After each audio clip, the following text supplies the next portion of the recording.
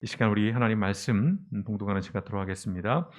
지난주 동일한 본문 말씀인데요. 우리 마태복음 9장 9절에서 13절 말씀입니다. 함께 자리에서 일어나셔서 함께 봉독해 올리겠습니다. 마태복음 9장 9절에서 13절의 말씀인데요. 한 절씩 우리 교독하시고 마지막 절 합독합니다. 마태복음 9장 9절입니다. 예수께서 그곳을 떠나 지나가시다가 마태라는 사람이 세관에 앉아 있는 것을 보시고 이르시되 나를 따르라 하시니 일어나 따르니라. 예수께서 마태의 집에서 앉아 음식을 잡수실 때에 많은 세리와 죄인들이 와서 예수와 그의 제자들과 함께 앉았더니 바리새인들이 보고 그의 제자들에게 이르되 어찌하여 너희 선생은 세리와 죄인들과 함께 잡수시느냐. 예수께서 들으시고 이르시되 건강한 자에게는 의사가 쓸데없고 병든 자에게라야 쓸데있느니라. 함께 있습니다. 너희는 가서 내가 긍휼을 원하고 제사를 원하지 아니하노라 하신 뜻이 무엇인지 배우라. 나는 의인을 부르러 온 것이 아니요 죄인을 부르러 왔노라 하시니라. 아멘. 우리에게 주신 말씀 마태복음 9장 9절 13절입니다. 지난주와 동일한 본문인데요. 목사님 그거 참 게을러서 준비하기 싫어서 똑같은 본문을 이렇게 하실까 생각하지 마시고 먼저 이 말씀을 드려봅니다. 말씀은 사골과 같습니다. 우리고 우리면 우려집니다. 그리고 한 번 먹을 때, 두 번 먹을 때 달라지는 것입니다. 조금은 의도적으로 동일한 본문을 계속 선택을 해봤고요. 한 번 볼 때 다르고 두 번 볼 때 다른 것이고요. 또 전에는 보이지 않았던 것들이 그 다음에 읽을 때는 보이게 됩니다. 저도 제가 말씀을 준비하니까 저는 더 많은 시간들을 준비를 합니다만 짧은 시간 저도 새로운 것으로 이렇게 묵상이 됩니다. 잘난 척 하려는 게 아니라 보다 보면 이런 것이 있었네라고 보여지는 것들인데요. 우리가 성경을 읽고 묵상할 때에 이제 기초가 되는 것들을 제가 하나씩 이렇게 좀 드리고 있습니다. 말씀을 시작할 때에 지난주에는 어떤 인물들 또는 사건들에 관한 이야기를 드렸다면 오늘 또 말씀을 드리고 싶은 것은 이야기를 파악하는 것이 필요합니다. 스토리. 성경은 다양한 장르로 문학적인 장르로 구성되어 있는데 많은 경우가 이야기예요. 스토리입니다. 그러니까 이야기에 등장인물이 있고 또 사건들이 있는 것이죠. 지난주에 문맥이라고 말씀을 드렸군요. 이번 주 얘기가 이야기에 등장인물이 등장을 하고 사건이 등장을 합니다. 복음서는 이야기예요. 어떤 이야기냐면 예수님의 이야기입니다. 예수님이 주연이에요.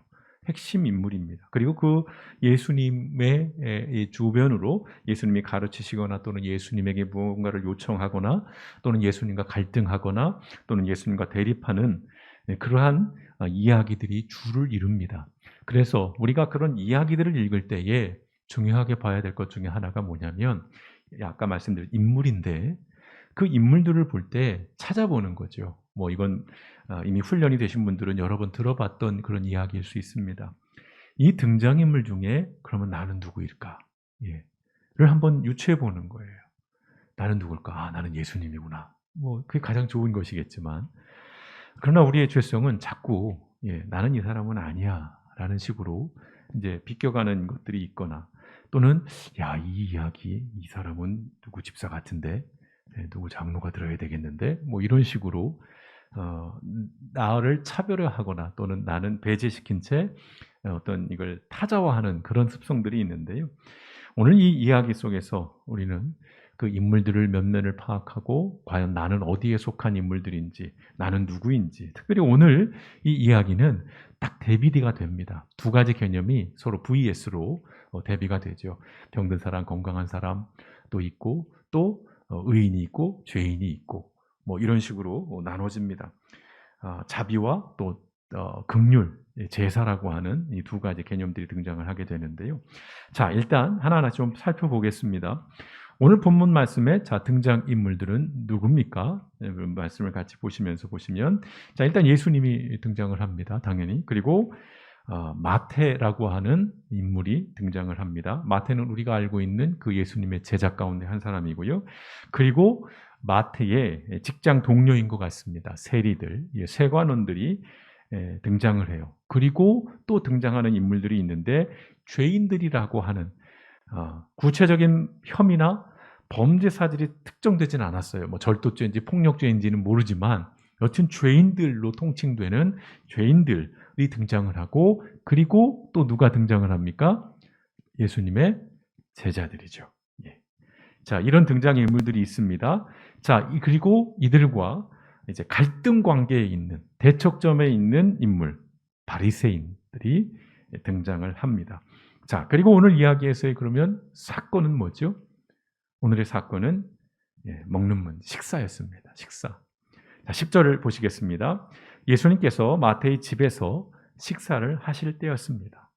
마태라는 인물도 중요하고 집이라는 것도 중요하고 식사라는 것도 중요합니다. 그리고 많은 세리들과 죄인들이 와서 예수님과 제자들로 더불어 함께 식사를 하고 있었습니다. 라고 얘기를 합니다. 쉬운 성경 버전인데요. 쉬운 성경은 이야기식으로 돼 있어요. 그래서 스토리에 관련된 성경 본문을 읽을 때 굉장히 쉽게 읽을 수 있는, 이해될 수 있는 성경 번역본인데요. 자, 예수님과 제자들로 더불어 함께 식사를 하고 있었다. 더불어 함께 식사라고 하는 것이 또 하나의 키워드가 될 것 같습니다. 옛날이나 지금이나 여러분, 누구와 어디에서 밥을 먹느냐의 문제는 경우에 따라서는 매우 위험하고 심각한 문제가 될 수 있습니다. 주로 밥 먹는 자리에서 돈이 오가고 청탁이 오가고 범죄들이 모이되기도 하죠. 물론 나쁜 것만 있는 것은 아닙니다. 밥을 먹으면서 위로를 얻기도 하고 위안을 얻기도 하고 회복되기도 하고 응원을 받고 힘을 얻기도 하는 그런 것이에요. 어떤 것이냐에 따라서 이 밥을 먹느냐 하는 문제는 대단히 다른 양상으로 나타날 수 있는 것인데, 이 날의 식사 자리는 적어도 바리새인들이 볼 때에는 매우 불편했습니다. 그리고 심지어는 화가, 분노가 치밀어 오르는 그러한 일이었다는 것입니다. 그래서 이제 제자들에게 따져 묻습니다. 예수님께는 직접 묻지는 않고 제자들에게 따져 묻는데요. 11절입니다. 같이 한번 읽어보겠습니다. 시작. 바리새파 사람들이 이것을 보고 제자들에게 말했습니다. 어째서 너희 선생님은 세리들과 죄인들하고 함께 어울려 식사를 하느냐? 문제 제기를 하는 것인데 제자들에게 얘기하는 거예요. 선생님이라고 호칭은 합니다만, 자, 세리들과 죄인들하고 함께 어울려 식사하냐? 왜 저 사람들과 밥을 먹느냐? 라고 이야기를 하는 것입니다. 몰라서 묻는 게 아니겠죠. 그 궁금증 때문에 이런 물음을 하는 것이 아니에요. 비난하는 것이죠. 힐난하는 것입니다. 자주 말씀드렸습니다. 당시의 문화, 당시의 사회적인 문화, 특별히 종교적인 이런 관습의 관점에서 보자면 이른바 죄인들과 함께 식사하는 것은 부정한 행위입니다. 율법이 금하는 것이에요. 금기입니다. 죄인들과는 어울릴 수 없습니다. 같은 집에 들어가서 같은 식탁에서 같은 음식을 먹는다는 것 그 자체는 똑같은 죄인 취급이 되는, 똑같이 더러워지는, 부정해지는 그러한 일이었다는 것입니다. 명시적인 죄인은 물론이거니와 뭐 살인을 저질렀다, 뭐 폭력 행위를 했다, 사기를 저질렀다 하는 그런 죄인들은 물론이고, 당시에 로마에 부역하는 식민지였죠. 이 부역하는 이 세리들도 당시 유대인들에게는 죄인 취급을 받았어요. 매국노. 그래서 아주 혐오의 대상이었습니다.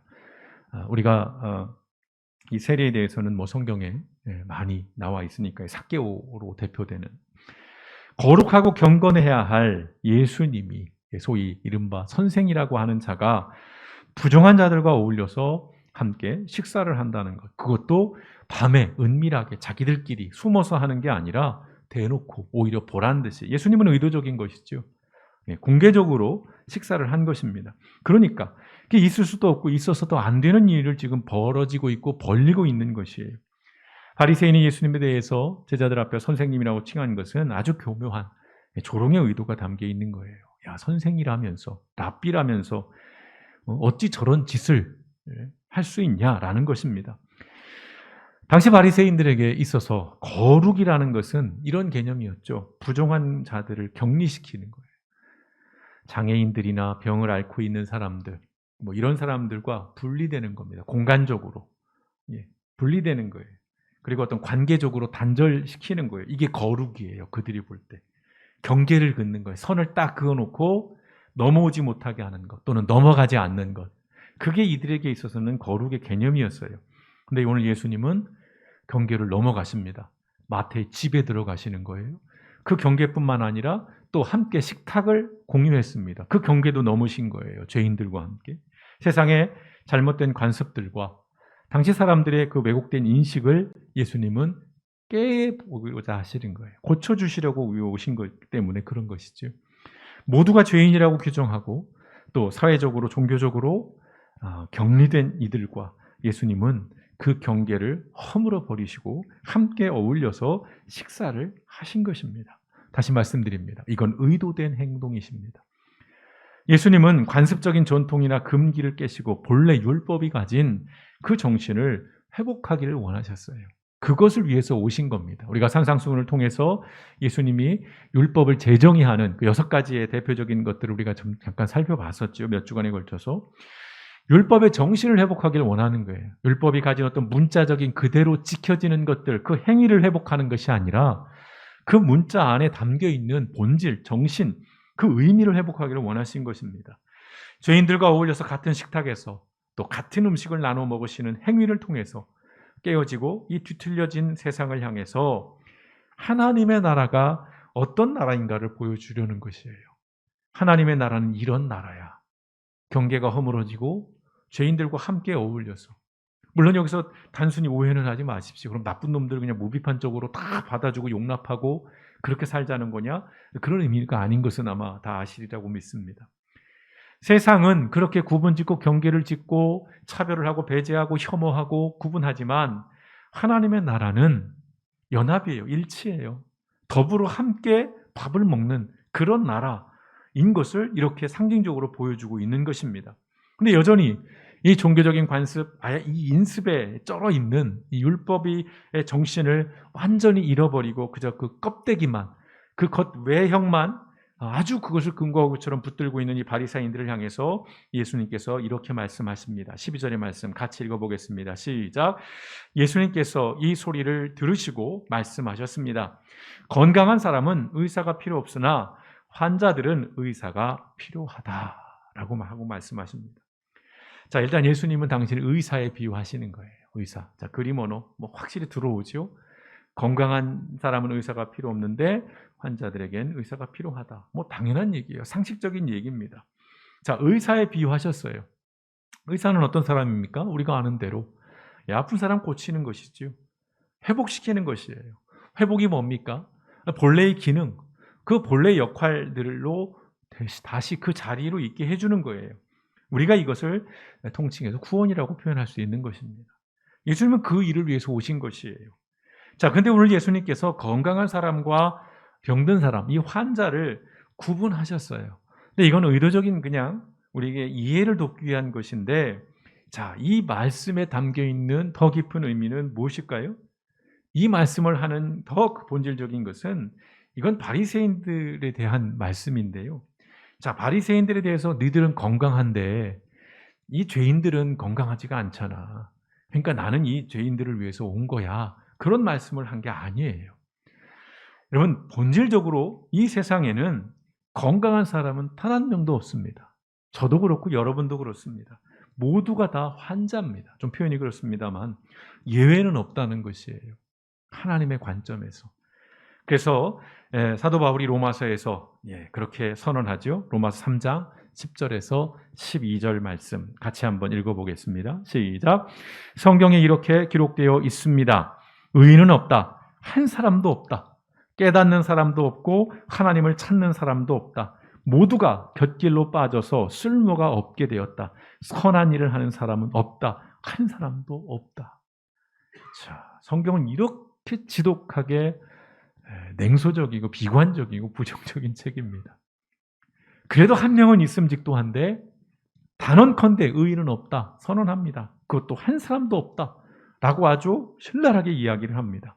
근데 성경에 이렇게 기록되어 있습니다. 라고 시작되잖아요. 그건 이 말씀이 다른 성경의 말씀을 인용했다라는 것이잖아요. 자, 어떤 말씀이냐면 시편 14편의 말씀입니다. 1절에서 3절 말씀의 인용인데 거기에 유명한 말씀이죠. 어리석은 자는 그의 마음에 이르기를 하나님이 없다 하는도다.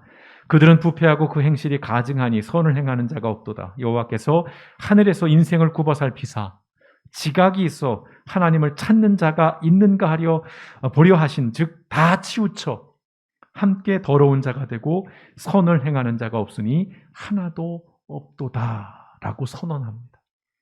그러니까 예수님께서 건강한 사람과 병든 사람을 의도적으로 구분하셨지만 실제로는 건강한 사람은 없다는 것입니다. 의인은 없다는 것입니다. 우린 모두 죄인이라는 것이에요. 바리새인들이 손가락질하고 있지만 너희들 역시도 병든 사람이라는 말씀을 예수님이 하고 싶은 거예요. 요즘 무식한 자가 신념을 가지면 무섭다는 말이 굉장히 유행을 하고 있습니다. 이걸 바리새인들에게 이렇게 적용을 할 수 있을 것 같아요. 불의한 자가 자기가 경건하다는 신념을 가지면 답이 없다. 이렇게 말씀을 드릴 수 있을 것 같아요.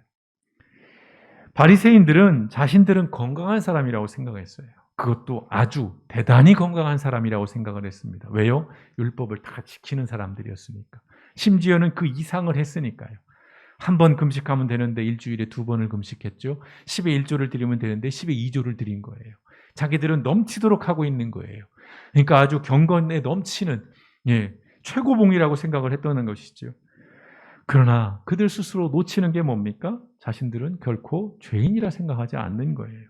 만약 죄인이라고 그들이 여겼다면 무언가 더 열심히 지키려고 하고 행하려고 했겠죠. 그들이 아는 거룩은 그런 것이었으니까요.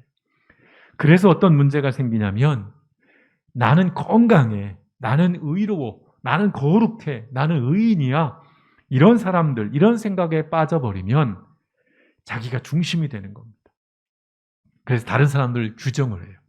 자기가 중심이 되는 것까지는 이해할 수 있습니다. 그것까지는 그냥 그렇다고 할 수 있을 것 같아요. 근데 필연적으로 그런 사람들은 규정하고 분류하고 정죄하는 걸 좋아해요. 왜요? 그래야 내가 더 돋보이고 내가 애쓴 것, 내가 열심히 지킨 것, 내가 행한 것을 보상받을 수 있는 길이라고 여기니까요. 그래서 끊임없이 다른 사람을 향해서 손가락질을 하기 시작합니다. 정죄한다는 게 그런 의미죠. 하나님의 관점이 아니에요. 이들은 율법을 가지고 판단하지만 그래서 겉보기에는 하나님의 관점인 것 같고 하나님의 기준인 것 같지만 무엇이 문제였다고요? 정신을 놓쳤잖아요. 본질을 놓쳤잖아요. 껍데기만 가지고 있는 것이에요. 철저하게 자신들의 관점에서 이 거룩과 부정을 나누고 죄인과 의인을 판단하고 건강한 자와 병든 자를 나눠버리는 그런 잘못을 저지르고 있는 것입니다. 이 병든 사람에게 의사가 필요하다라고 하는 예수님의 말씀은 사실은즉 바리새인들을 향한 예수님의 신랄한 비판인 것입니다. 지들이 예수님을 향해서 조롱하고 있다고 생각을 했어요. 야, 니들 선생은 말이야 선생식이나 돼가지고 어떻게 저런 죄인들이랑 밥을 먹냐? 라고 사실은 지들이 굉장히 거룩한 척 경건한 척 했지만 실은 예수님이 아주 냉철하게 신랄하게 자신들을 향해 니들이 죄인이라고 니들이 환자라고 얘기를 하고 있는 것입니다. 자, 13절에서 예수님께서는 이렇게 말씀하십니다. 같이 읽어보겠습니다. 시작.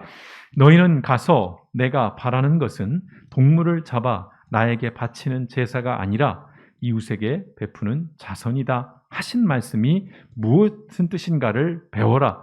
나는 선한 사람을 부르러 온 것이 아니라 죄인을 부르러 왔다. 유용한 말씀입니다. 근데 여기도 잘 보시면요. 자, 이 인용표가 있습니다. 너희는 가서 내가 바라는 것은 동물을 잡아 나에게 바치는 제사가 아니라 이웃에게 베푸는 자선이다 하신 말씀이 무슨 뜻인가? 이미 이 말씀을 하셨다는 거예요. 이 역시도 성경에 인용되었다는 것입니다. 자, 어디에서 인용된 말씀이죠? 호세아 6장 6절의 말씀을 예수님께서 인용하신 거예요. 호세아 6장 6절 구약성경 거기엔 이렇게 되어 있습니다. 내가 바라는 것은 변함없는 사랑이지 제사가 아니다. 불살라 바치는 제사보다는 너희가 나 하나님 알기를 더 바란다. 이 말씀을 인용하신 거예요. 자, 여기서 제사가 등장을 합니다. 또는 데빗에게 자비, 여기서는 사랑이라고 표현하기도 하고 긍휼이라고 하기도 합니다. 자, 제사라는 것은 이른바 바리새인들이 목숨처럼 준수하고 있지만 실은 아무 의미 없이 공허한 종교적인 행동, 의식을 의미하는 말이에요. 제사라는 것이. 껍데기만 남아있다는 것입니다. 껍데기만. 그 안에는 어떠한 본질이 없어요. 그러니까 껍데기만 붙잡고 있으니까 반성이나 성찰 같은 것들이 없는 거예요. 그냥 고지곳대로 그 외형만 붙들고 있으면 된다라고 하니까 다른 생각을 할 필요가 없는 것이죠. 다른 사람에 대한 이해나 배려나 이것도 필요 없는 것입니다. 아주 단순해지는 것이에요. 그래서 이런 사람들이 무섭습니다. 매우 단순해지거든요. 그리고 매우 확신에 차 있습니다. 그래서 무서운 거예요. 정말 죄송한 말씀입니다. 태극기를 들고 거리에 나가시는 분들 죄송하지만 그분들이 이런 오류에 많이 빠져 계시는 거예요. 물론 그 반대편에 서 있는 분들도 자유로울 수는 없습니다만.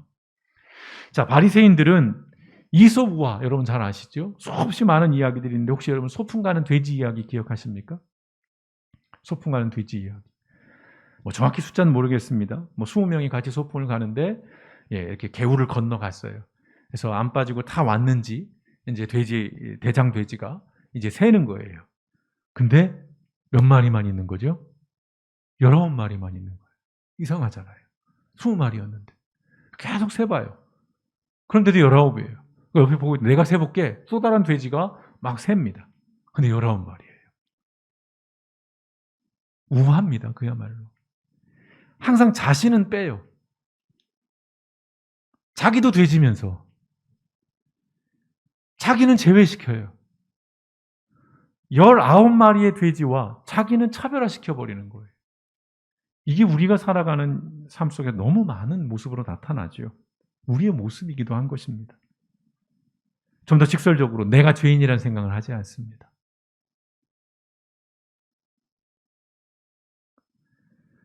다시 말씀드립니다. 이 생각은 자연스럽게 타인을 죄인으로 정죄하게 만들어요. 나는 죄인이 아니야. 그러면 쟤는 죄인이라는 게 되잖아요. 자연스럽게. 요즘 다시 회자되고 있는 철학적 개념이 있습니다. 굉장히 넓고 크고 깊은 제가 다 이걸 이해하거나 설명드릴 수는 없는데요. 이런 개념인데 즉자적 인간 대 대자적 인간에 대한 이야기들이 요즘 좀 회자되고 있습니다. 아마 들어보셨을 것도 같습니다. 즉자적 인간과 대자적 인간. 좀 말이 어렵습니다만 아주 간단한 이야기입니다. 요약하자면. 물론 자료를 찾아보니 너무 철학적인 방대한 어려운 얘기들이 가득해 있었는데 쉽게 요약해드리겠습니다. 자, 즉자적 인간이라는 것은 본능, 욕망대로 행동하는 인간을 의미하는 것입니다. 내 본능, 내 욕망대로 바로 유리 같은 존재입니다. 유리 같은 존재. 바로 튀어내버리는 거예요. 즉각적이라고 하죠. 즉자적이라고 하는 거. 반면 대자적이라는 것은요. 자신의 욕망이나 의도나 생각을 대상화시키는 겁니다. 상대화시키는 게 아니에요. 대상화시키는 거예요. 무슨 말입니까? 반성한다는 거예요. 성찰한다는 거예요. 객관화시키고 그래서 판단하고 행동할 수 있다는 거예요. 거리두기를 한다는 것입니다. 어떤 생각이나 이것들을 한번 거리를 떨어뜨려 놓고 보는 거예요. 자기 자신에 대해서 성찰해 보는 거예요. 이것이 과연 그러한가? 이것이 정말 합당한가? 이것이 정말 정당한가? 자기를 계속해서 대상화시키는 거예요. 객관화시켜 보는 것입니다. 쉽게 말한다면 반성하고 성찰할 수 있는 인간을 말하는 것입니다. 오늘 예수님께서 말씀하신 이 긍휼, 이 자비라고 하는 것이 바로 뭐냐면 나를 대상화하고 그럼으로써 나 자신과 타인에 대해서 그들의 상황에 대해서 이해하고 그들의 감정에 대해서 공감하는 것을 의미해요. 긍휼, 쉽게 말하면 불쌍히 여기는 거예요. 아우 참 저 사람 불쌍하다. 자비, 저 사람 참 애처롭게 여기는 그런 마음들, 뭔가 내가 돕고 싶다라고 하는 그 마음들이 드는 건 내 스스로 어떤 대상화하고 객관화시키는 반성과 성찰을 갖는 것이죠. 나르시시즘이라고 얘기합니다. 이 사람들의 특징이 어떤 행동이 있냐면 이런 거예요. 정말 죄송한 예를 들겠습니다. 자기 자식과 길을 걸어가다가 환경 미화원을 보면 이렇게 말하는 거예요. 야 인마 너도 똑바로 봐. 너 공부 안 하면 너도 저 사람처럼 돼. 이렇게 얘기를 하는 거예요. 이런 사람들은 즉자적인 인간입니다. 대상화하지 못하는 거예요. 누군가 그런 사람들을 도와야 한다 그러면 이 사람들은 화를 냅니다. 왜 저 사람들 돕냐? 열심히 안 살았고 게을렀고 성실하지 못해가지고 지가 지 인생을 저렇게 사는 건데 왜 우리가 도와줘야 돼? 왜 내 세금이 거기에 들어가야 돼? 라고 화를 내는 사람들. 물론 이건 굉장히 복잡한 얘기입니다. 단순하게만 듣지 않으시기를 간절히 부탁을 드리겠습니다. 일반적으로 그런 형태로 나타나는 거예요. 왜요? 이 사람에겐 자기 의가 충만하거든요.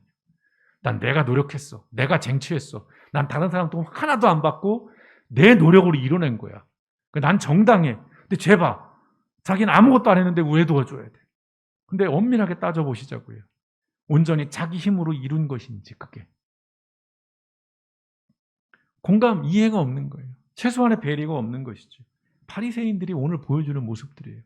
아니 저런 죄인들과 어떻게 밥을 먹을 수 있냐. 이런 거예요. 그래야 예수님께서 회복시키기 원하시는 것들이 바로 이것입니다.